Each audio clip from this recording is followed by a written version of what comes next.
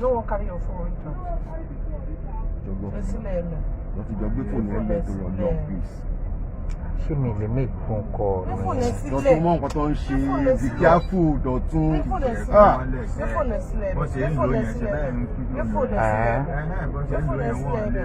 Oh God, it's tinted. I'm putting the phone to my ears.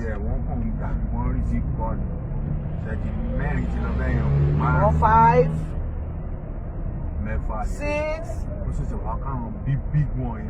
6 coastal buses then now. Luxury bus 1. Oh yeah.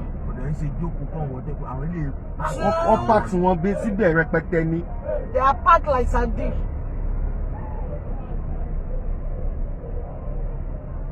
Ah, 3, 2023 is going to be tough in this country. 3,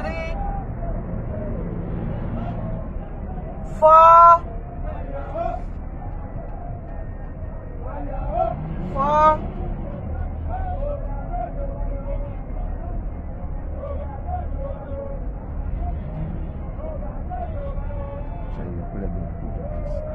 Change your lane. It's not something to just listen to me. Change your lane.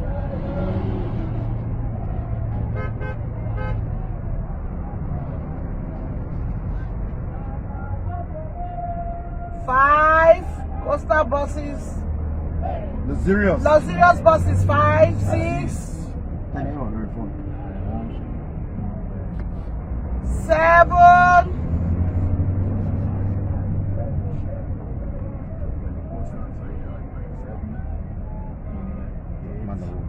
8. 8.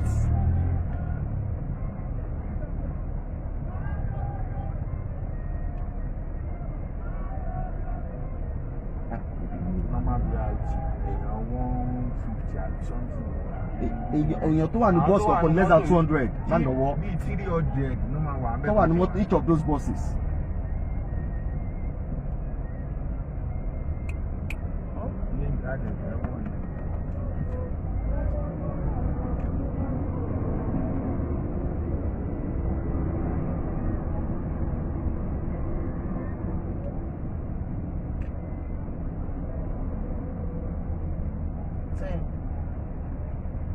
Level.